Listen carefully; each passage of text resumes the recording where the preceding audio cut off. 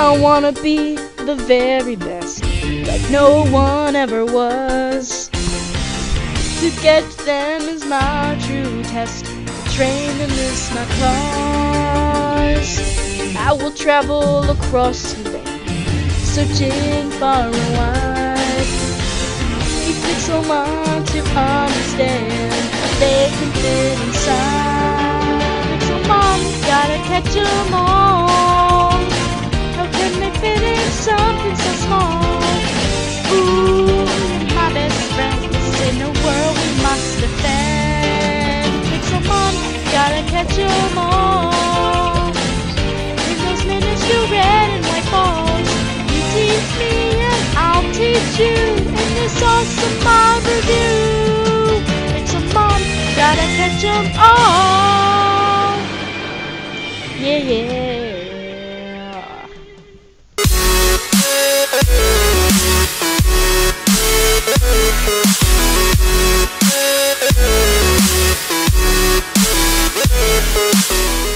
Hey everyone, Emma here from the Golden Potato, and welcome to another awesome mod review where today we are going to be taking a look at the Pixelmon mod. And it's super cool, and it adds in some incredible Pokemon for you to catch and train and level up just like in the actual game, except this time you can play in a world where there are no circles. How cool is that? So I'm here with Frank today. He's Trainer Frank today. Maybe we can battle you. I don't know. I think I'd cream you, buddy.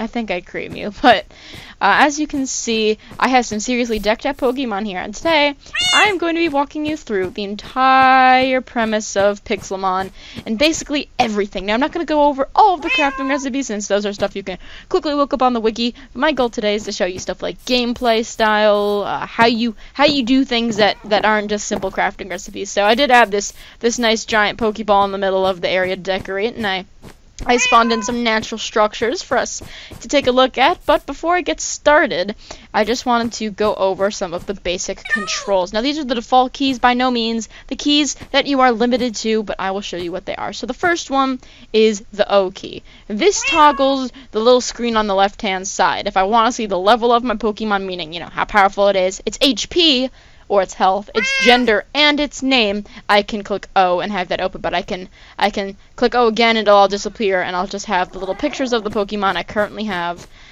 in the side there. So I'm gonna press O again so we can see the names of the Pokemon, and basically these 6 Pokemon are my team. These Pokemon will be the ones that I use, and if all 6 die, I lose, and I have to, like, go heal them back to full health. Now, that's important to know because you can have more than 6 Pokemon, but you can't have more than 6 on your team at one time. You can switch them out, and we'll go over that later. But if you're battling someone and all 6 of your Pokemon die, you lose the battle. You can't just magically pull one that you've collected and then storing somewhere else. You can't do that. So, that's cool. The next controls are the left and right brackets. Here, I can switch through my Pokemon. So, I have some very powerful Pokemon. I have let's see, I have a Mewtwo, a Rayquaza, Kyogre, a Pikachu, not a Pikachu, oh, did I really just say that? A Pikachu and a Zapdos, and my favorite, the Derpy Magikarp. And they're all level 100. I spawned them in using some cheat commands just for fun, but usually you'll have to catch the Pokemon, and then you have to level it up and make it as powerful as possible. So, whoops, I accidentally showed you the next key, which is the R key. This is by default the pick block key in vanilla Minecraft, but now it sends out your Pokemon. So all you have to do is click R to throw out your Pokemon, and it'll get your Pokemon here. The models are amazing. So I have a nice Magikarp right here, and all I have to do is click R again to retrieve it, and I can toggle through my Pokemon to throw them out. So here are the Pokemon I have. I have a Zapdos, which is amazing. Now the good thing with birds is that if you right-click with them, you can actually fly on them, which is absolutely amazing. That's right, I'm flying, and now I just fell off of Zapdos. I have a good old Pikachu here because I love Pikachu. Look, Frank, say hi to Pikachu. I have a water legendary, Kyogre, who's absolutely amazing. A Rayquaza, who's pretty cool. Do got a little bit of lag spike there, but I think he looks absolutely amazing. And last but not least, we have a good old Mewtwo, who is the 150th or 151st Pokemon.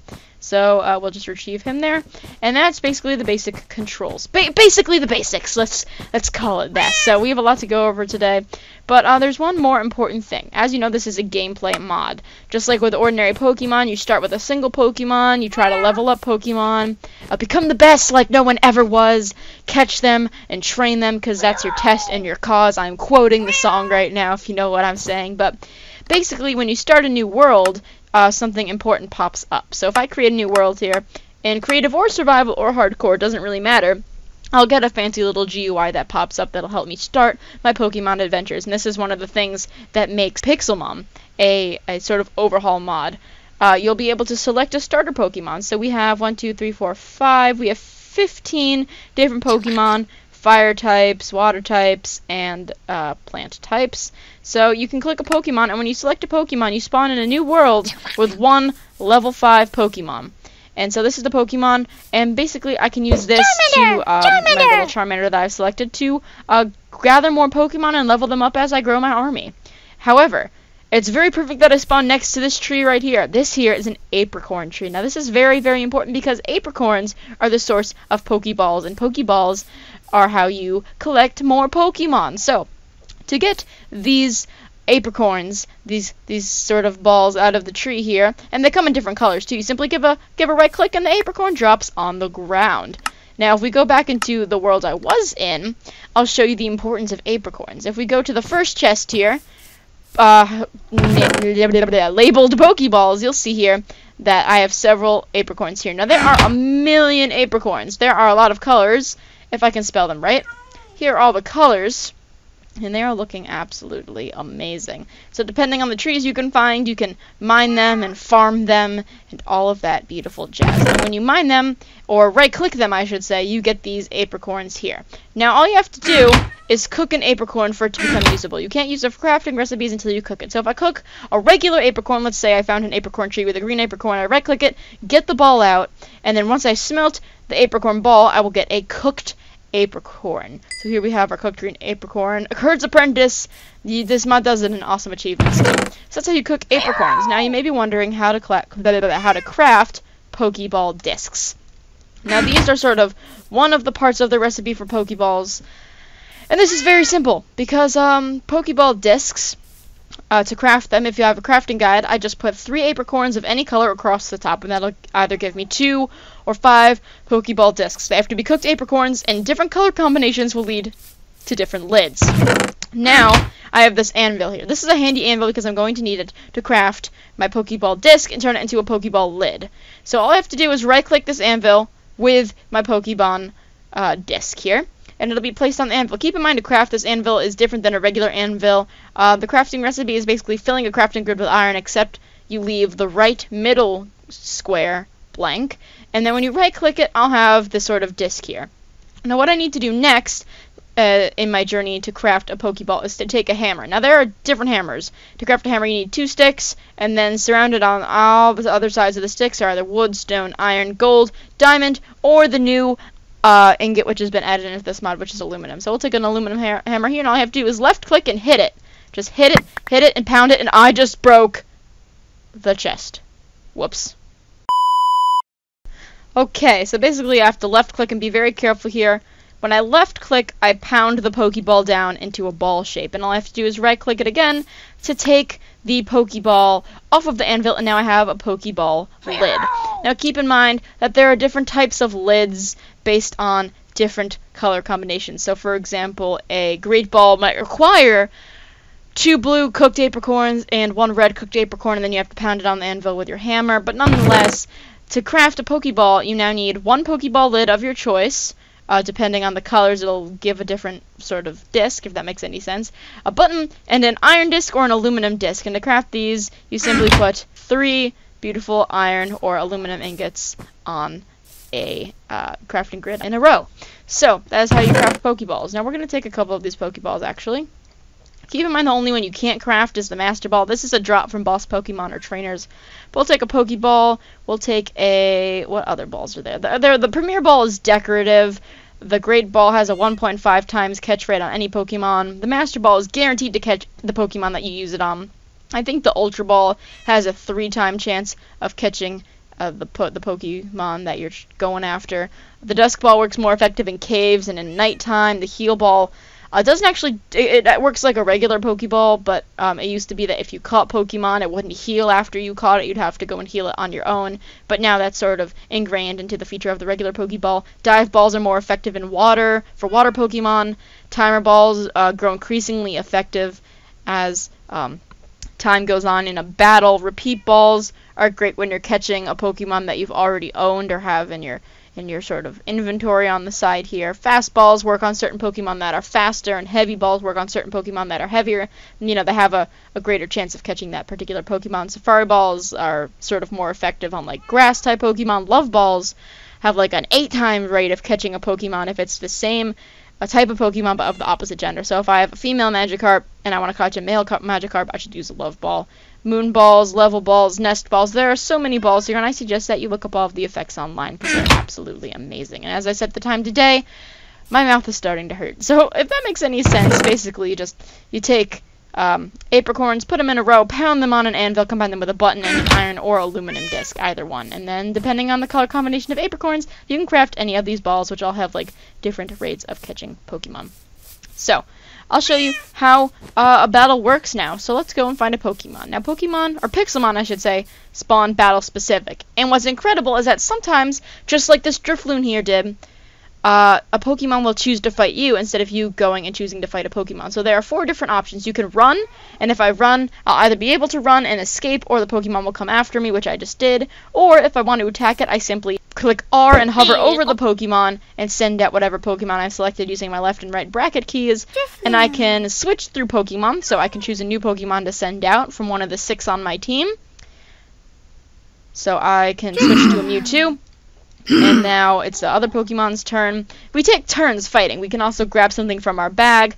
So we can use battle items. We can use items that restore the status of a Pokemon. For example, if a Pokemon makes my Pokemon sleepy or on fire, I can sort of restore its status to healthy so that it can function normally. I can restore its health, or the amount of times that you can use a move before you need to heal again is called the PP. So I can restore PP. I can restore PP. That's funny, but I can restore the PP of a move if I want to, using magic elixirs and stuff, or I can send out a Pokeball and catch a Pokemon. So the last thing I can do is fight, and I can choose from 4 moves. As you can see, the PP is how, it's so funny to say, is how often I can use a move before I need to heal up again. So it also tells you the type of move that it is, and certain types of moves are more effective against certain types of Pokemon. So for example, a fire move isn't going to be really effective against a water Pokemon, but an electric move is. So in the description below, I'll leave a chart of all of the types and which types are more effective against other types and blah blah blah blah blah. So let's just use a move here and take the Drifloon out. Sometimes Pokemon will give us drops depending on the type of Pokemon. But I want to show you what it's like to actually capture a Pokemon. So if we just go up here and fly and try to catch this Fearow here, or actually let's catch this Raticate here. It's already a little low on health. It's a level 27. No, someone killed it. Oh, it's already in battle with something. I see. I must have been battling the Fearow. So let's go for this Vulpix. I guess this Vulpix wants to fight us. Let's switch Pokemon into a Magikarp. Magikarp. And Vulpix will go first, and then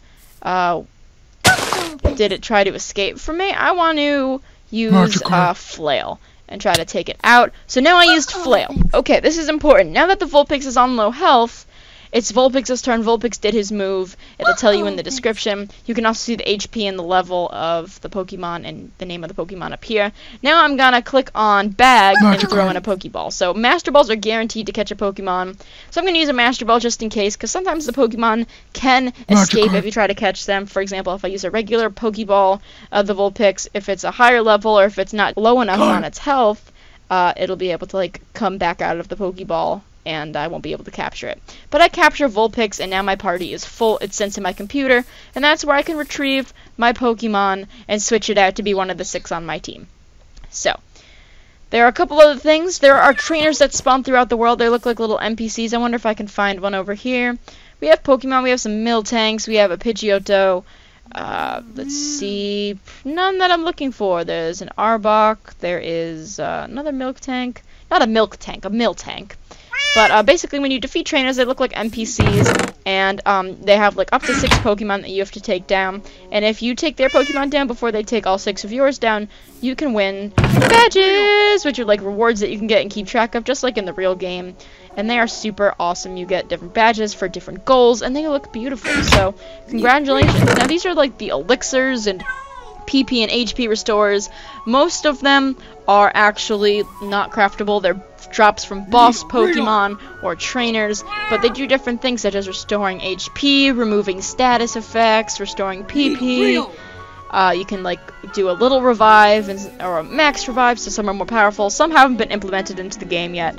But there's another thing called rare candies, which are drops, and when you right-click a Pokemon, you will actually be able to level it up. So, if I want to switch out my Pokemon here, I go over to a PC. Now, we'll go over the PC crafting recipe later, but I can switch out my Pokemon. So if I want to switch out this Vulpix from my Magikarp, I simply have to click and switch and click and switch. And that's basically how you do it. Now, I'll send out my Vulpix, and when I right-click it with Candy, it'll grow to level 13, 14, 15, and sometimes what happens is it'll learn a new move, and I'll say it's learned a new move. Now here I can see all of its moves and the description of its moves, its power, its PP, and its accuracy, so how often I can use the move, how accurate it is, how powerful it is.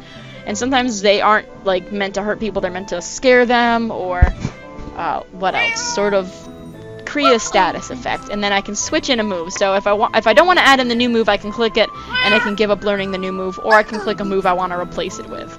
And then it'll say it learned a new move and forgot another one. So that's how rare candy works. You just right-click a Pokemon to level it up. And usually Pokemon evolve and become like different forms when they hit a particular level. So, for example, Magikarp at level 20 will evolve into a Gyarados, except I artificially spawned in this Magikarp at level 100, so it actually is pretty not normal. But, for example, if Litwick hits level 39, it'll turn into a Lampent, or if Charizard hits level like 15, I think it'll turn into a Charmander hits level 15, it'll turn into a Charmeleon. So, that's pretty much how it works here, but there are other things that you can use to evolve Pokemon, and we'll go over those later as well. Now, there are also held items, which are very complicated. If any of these are held by a Pokemon, it'll be given a different effect. So, like, Lucky Eggs will give a Pokemon 1.5 times XP. What else do I remember? Some will, like, increase the happiness of a Pokemon, like a Soothe Bell. The Choice Scarf is quite interesting because it increases the power of only one move, except you can only use that one move. And to apply a held item, all you have to do is click on your inventory here and right-click the Pokemon that you want to add it to. So, actually, you right-click the Pokemon you want to add to, and you can see its summary, you can see its moves and its stats if you want to see what they do. But if you want to add the choice item, or the held item, you just click on the Pokemon that you wanted to be. So now, when I send out this Mewtwo, not the giant Magikarp, if I send out the Mewtwo here, when I put it into battle, it'll only be able to use one move, which is super cool. By the way, the models look amazing on this. So we'll take the Choice Scarf off and throw it back. Now these are different held items, because if I give a Pokemon a Dubious Disc, a Magmarizer, Electrizer, Protector, or an upgrade, and I trade it using the trading machine, that's how it will evolve. So unlike other Pokemon which will evolve naturally, this type of Pokemon will evolve if I trade it when it's holding one of these. So certain Pokemon evolve when they're holding this, and on the forum you can find the specifics like that. Now there are TMs, which are moves. These are drops from boss items and all that jazz, and if you want to teach a Pokemon a new move, all you have to do is take the TM and right-click it. So if I want Zapdos to learn Thunder, I'll send him out and right-click him with the TM, and if it already knows the move, then, well, guess what? It'll say it already knows the move, but don't fly away, Zapdos. I'll right-click you with Wild Charge here, and now I can replace, like, Rain Dance, and that's pretty much how you add a move. So now it forgot Rain Dance and learned Wild Charge, and those are how TM works. TMs are numbered, and they're pretty darn awesome. Next we have natural items, which look quite complicated, but I promise, it won't be that complicated. There are several different ores that you can get to, let me just retrieve Zapdos because he's being annoying. Let me just pick these up, and basically there are 6 different stones. And these are very important elemental stones. Some have crafting recipes, some don't. For example, sunstone ore, waterstone ore, firestone ore, leafstone ore, and thunderstone ore all spawn in different places, and when you mine it, it'll drop a shard, except for the dawnstone ore, which has not yet been implemented into the game. And then if you put 9 shards in a crafting grid, you'll get a stone. Now, all these stones do different things. For example, you can use stones to craft orbs, which are used to spawn in the 3 bird legendaries. You can also use them to right-click a Pokemon and evolve it.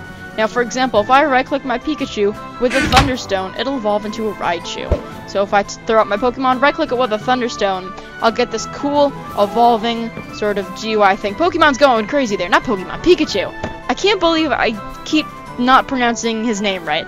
But it'll say he's evolving, and he'll turn into a brand new Pokemon. So, for example, if I right-click an Eevee with Firestone, it'll turn into a Flameon. And here we have our new level 100 Raichu. So, unlike some Pokemon which evolve at a particular level, some just require to be right-clicked with a stone.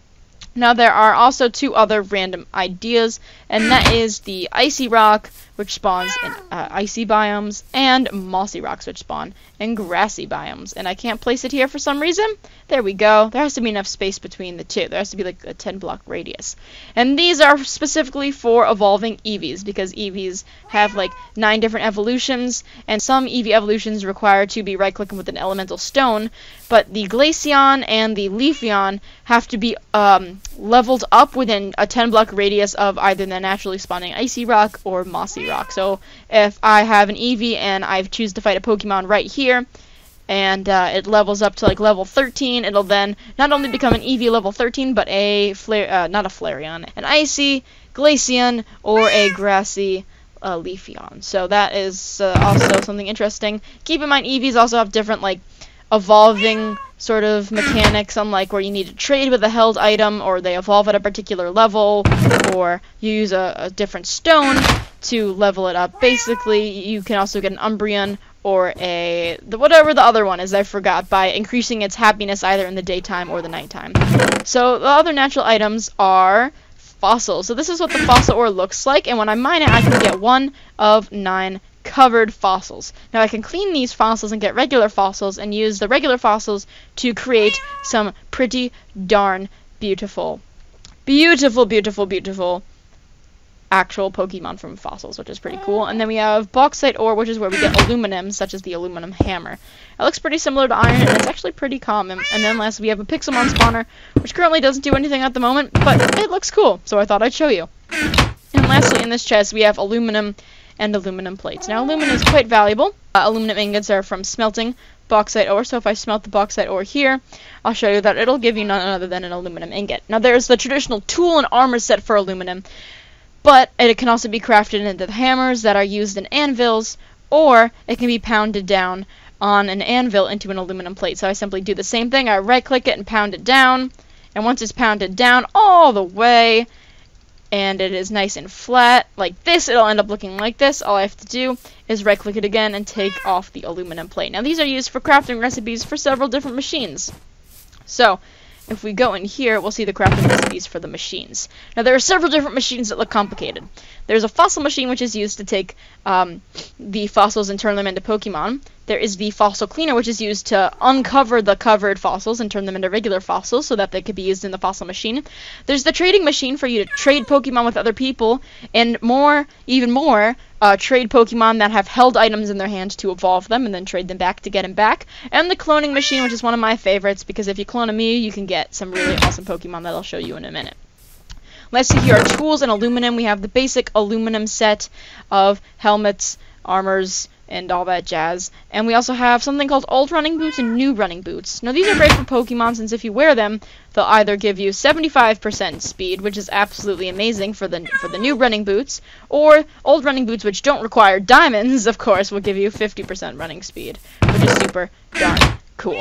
So that's something else you can use in your Pokemon world. We have a trainer editor, so you can right-click a trainer. This is only available in the creative menu, but you can change the level or the look of a trainer if you stumble across one naturally generating. I'm not sure if something happens if I right-click the ground. Nope. If I right-click the ground, I'll spawn in a trainer, and then if I right-click it again, I'll be able to change its name. So I can change its name. I can change the Pokemon it has. This one spawns with a Weedle, a Paris, a Venonat, and a Pidgey. I can choose for it to be spawn in legendary Pokemon, uncommon Pokemon, rare Pokemon, or uncommon Pokemon. I can choose it to have uncommon drops, rare drops, legendary drops, ultimate drops, or just not boss drops at all. I can choose it to stand still, and like throw a Pokemon at you, or wander and throw a Pokemon at you. I can counter it once per day, once in all. I can also change like what it says when you encounter it and what drops it adds when you kill it. I can change its model and its look, and it is super darn awesome. So that's how the trainer editor works. We have a George right now. Let's make him a, let's make him a, I think I can go and change him to a Steve again. This could be quite interesting. And then I can change different Steve models. So let's make him a Santa, shall we? And he has one level 5 Rattata.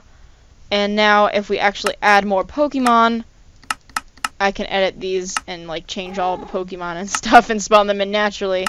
I can randomize them, and when I take on this guy, he will actually drop some good old loots for me. I also have the Pokédex here, which I can collect, and what happens is when I right-click a Pokemon, I add it to the Pokédex. So if I right-click my Raichu here, it'll be added, but since I'm in creative mode, I have all of the Pokemon in the Pokédex already, which is super, super cool. So let's just retrieve our Raichu and continue to move on. I have the anvil here that I was going to show you earlier, but like I said, the hammers are crafted very in a simple way, and we also have the old rod, the good rod, and the super rod, and these are used to catch water Pokemon. You simply throw them into the water like a regular fishing rod, and then if a Pokemon bites it, you'll be able to fight it instead of going hunting for it.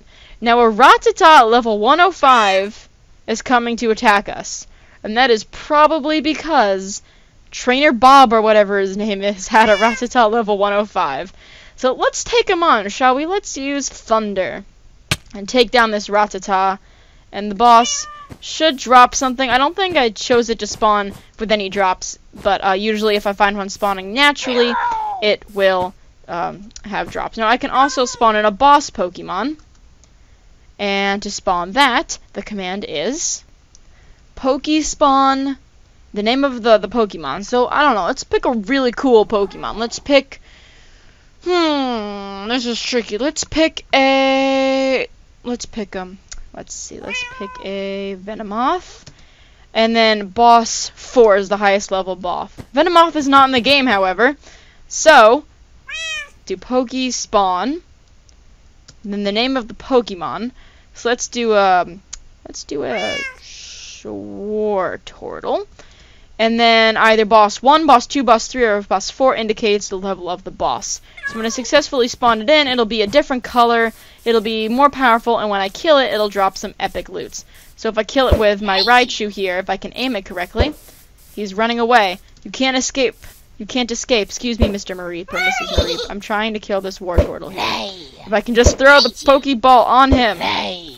This is ridiculous. There we go. And then we can use Thunder and knock him out.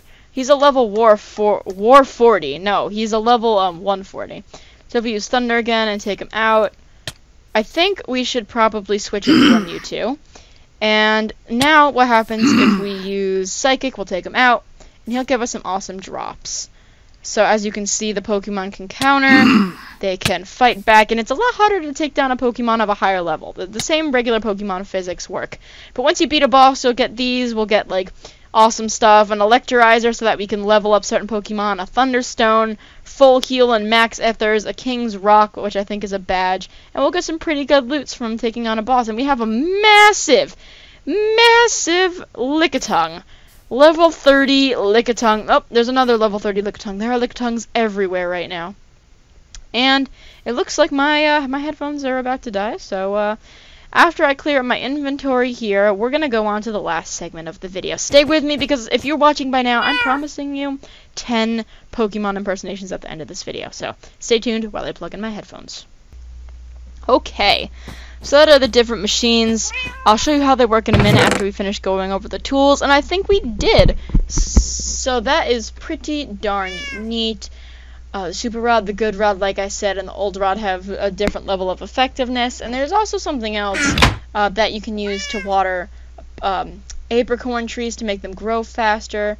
I forgot what it is. They're also like naturally spawning blocks that are in temples that are yet to be implemented in the game. But if I can find this item here, it's a Whalmer pail.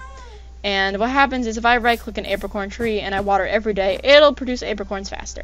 So that's pretty darn neat. So now let's show you how the machines work. The first one is the PC, which we already went over. This does have a crafting recipe as well that requires like aluminum plating and stuff. And I can switch out my Pokemon and put 6 on my team. But if all 6 die, I can't then go retrieve another Pokemon from my computer. I'll already have lost the battle. Then we have the healer, which is very simple. If I right-click the healer, it'll heal off my Pokemon, restore the PPs of their moves, restore their HP. It won't level them up. It'll just make them heal a lot better, which is very nice. And when it's done healing, I'll be able to pick it back up. And that's how the healer works.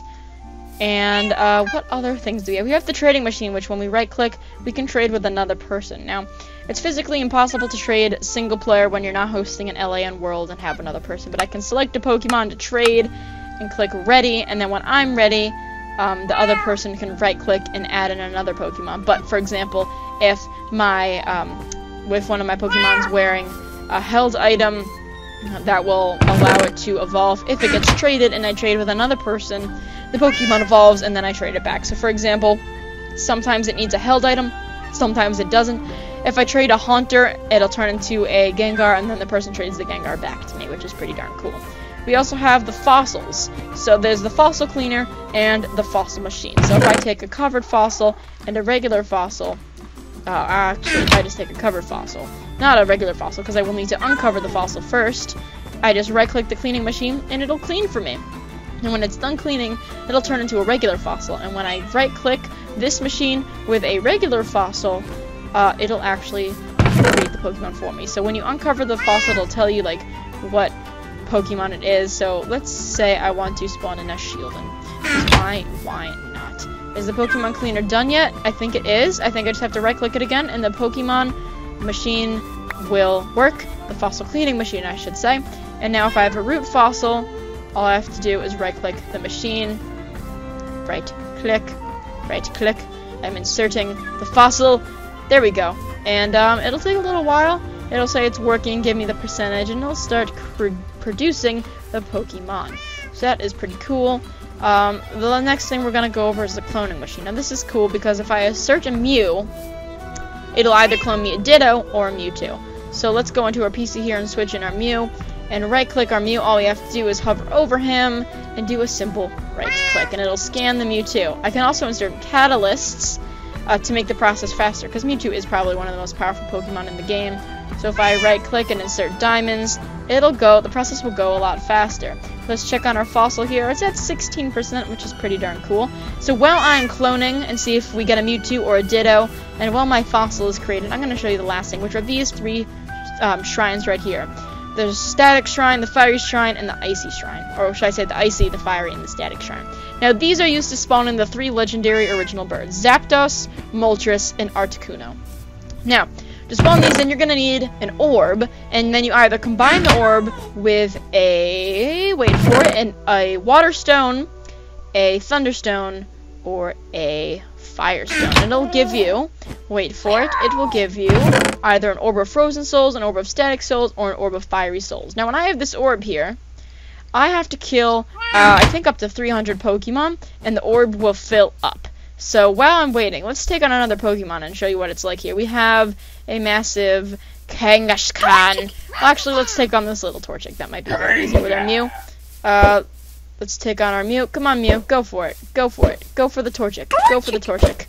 Or the Tiny Rattata. Or the Tiny Rattata. There we go. So we take him out with something like Barrier. I don't actually know how the moves work very well. The key is to check what the moves do. And as you can see now, you can barely see it, but slowly but surely, the orbs will fill up with either like a yellow color, a red color, or a blue color. And once it's full, you'll hear a little ding. And then what happens is when you right-click the orb of Static Souls, or the orb of Fiery Souls, or the orb of Frozen Souls on the correct shrine, it'll spawn in either Zapdos or Articuno. But because my orb is not full, it'll tell me it's not full. Now, it's also important to note that these shrines only spawn once in every world in its biosphere. That also goes for the sort of Poke training center, which we'll take a visit to. These do spawn naturally, although you can spawn one in using the /struck command and it'll spawn in something. Sometimes it won't let you spawn one in, sometimes it will let you spawn one in depending on what biome you're in. But the Pokemon Center has lots of stuff you can nick and steal. We have a trading machine, some PCs, some healers, and some nice decorations, which is a great hub for people if you're playing together. And we have our naturally spawning trainer here. That's not Bob, is it? Nope, that's Dallas. And the level of the trainer indicates like the average level of the Pokemon, but that doesn't mean that a level 12 Pokemon or a trainer, level 12 trainer, can't have like a level 50 Charizard. We have a Nidorina here, and here we go. We got our Ditto. So let's retrieve our Ditto. When we right-click it, we have to actually capture it first. So this is probably going to be more difficult than I thought. Let's try to capture it with our... I don't have a Pokeball. So let's run, grab our Master Ball, and capture the Ditto, or just admire the Ditto if I can find it. And here our Pokemon is almost forming. Our little Shieldon is looking beautiful. I think that's a Shieldon that I put in anyways. And I seem to have lost my Ditto. Oh well. I think you have to capture it right away, so be prepared with your Pokeballs. But anyways, thank you for watching. Shieldon's almost done, so once it is arrived, we'll have to fight it and battle it and capture it with Pokemon. But sometimes if you have too many powerful Pokemon, it'll just be too hard to kill. So here we are. We have to insert the Pokeball to capture it. So let's take a Master Ball and let it insert the fossil, and here we go. Now when we open it, that wasn't supposed to happen. What was supposed to happen is I right-click it, and I open the Pokeball. So there's one more thing, and these are grottos, which spawn naturally. And then there are 3 things that I have to show you. If I go into Game Mode 1, or Game Mode 0, there is the item, the Grotto Spotter, which looks like a diamond hoe. And if I right-click it on the ground, it'll just artificially spawn in a grotto. There is also a mystery dungeon, which when I right-click, will tell me where a mystery dungeon is. But since mystery dungeons don't exist yet, it doesn't really do anything. And lastly is the item finder, which will help you find invisible, mind you, invisible Poke chests. So to change the chest mode, you can actually right-click it and it'll change sort of what it does. And if you right-click it, it'll turn invisible.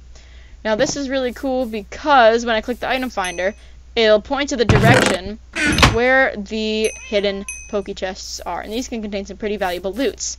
Now they'll also be sparkling, and when I right-click them again, I can open them, and when I shift and right-click, I can actually open it. So I got a TM here, I got a power weight, and since I've already claimed this loot because I've changed the mode of what the Pokeball can actually do, I can only open it once. If we open this one, we get a Thunderstone. So this power weight here is another sort of wearable item, a held item that you can give to your Pokemon. And the item finder is for you to help find yourself some nice loots and stuff. You know, that's one of the only places where you can find Master Balls. But keep in mind that the Master Ball chests that you find in grottos are rare, and they are also have more valuable loots. So if that makes any sense, I think we are almost done with the episode now.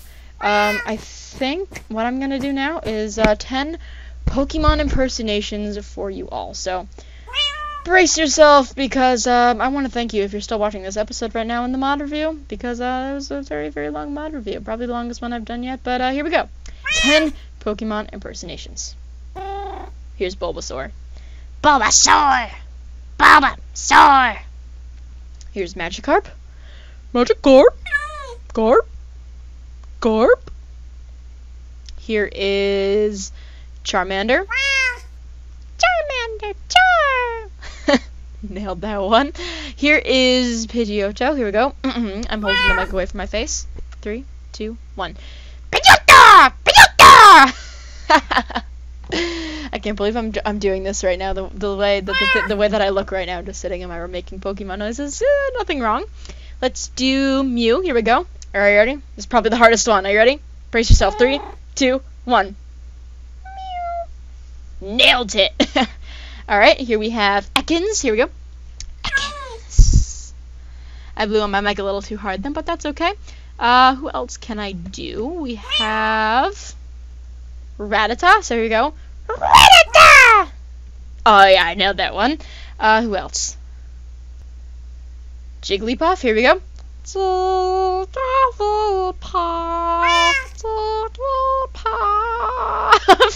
That's like American Idol for Jigglypuffs with no talent. Here we go. Here's Venomoth. Venomoth. Venomoth. That was so bad. Let's do one more, shall we?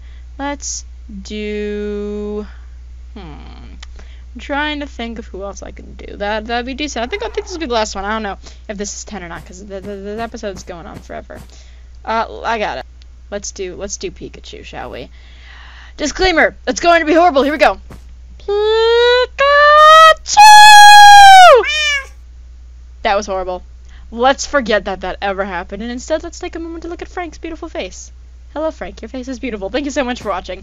If you happen to enjoy this video, then please do leave a big fat thumbs up, and also if you're new to my channel, then please consider subscribing. Just at the very least, consider subscribing to the Golden Potato today for frequent Minecraft videos. And if you enjoy mod reviews like this, then you know, if you do have any suggestions or comments, let me know. And if you just understood what I said, then good for you. I'm going to repeat that because I was talking too fast. If you have any suggestions, questions, or comments, please do leave them in the comment section below. Also, I was considering playing a Pixelmon series in celebration of the next subscriber milestone, whatever that may be. So if you guys like that idea, and if you want to help me out learning more about Pokemon, perhaps perfecting my Pokemon impersonation skills, which could use some serious work, then just let me know. So thank you so much for watching, and I will see you all next time. Goodbye!